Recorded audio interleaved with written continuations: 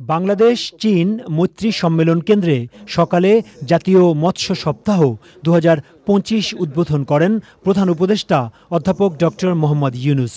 অনুষ্ঠানে উপদেষ্টা পরিষদের সদস্য, সরকারের জ্যেষ্ঠ কর্মকর্তা, মৎস্য চাষী, উদ্যোক্তা ও গবেষকরা অংশ নেন। মৎস্য খাতে বিশেষ অবদানের জন্য 9 ক্যাটাগরিতে 16 ব্যক্তি ও প্রতিষ্ঠানকে এবার জাতীয় মৎস্য পদক দেওয়া হয়েছে। অধ্যাপক ইউনূস বলেন, প্রকৃতির দান অপরিসীম, তবুও মানুষ নির্দয়। মাছ আমাদের জন্য প্রকৃতির একটা উপহার। এটা কোনো আমরা কারখানাতে বানাই নাই, এটার জন্য আমরা কোনো শ্রমিক নিয়োগ করি নাই যেটা বানিয়ে নিয়ে আসতে হবে। আল্লাহর দান, আমরা ধরে নিয়ে আসছেন, খাবার বেলায় উৎসাহ পাই, আরও খেতে চাই। তার প্রতি আমাদের সদয় হবার তো কথাই ওঠে না।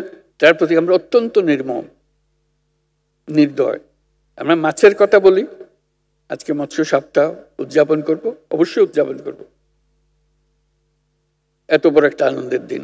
কিন্তু যেই প্রকৃতি আমাদের কাছে এটা এনে দিল, তার প্রতি সদয় হবার কথাটা আমাদের কাছে চিন্তা করতে হবে। এটাই আমার কাছে মনে হয় সবচেয়ে গুরুত্বপূর্ণ বিষয়। কারণ আমরা এত নির্দয় হচ্ছি, অন্যান্য জিনিসের সঙ্গে মাছও বোধহয় আমাদের কপাল থেকে ছুটে যাবে।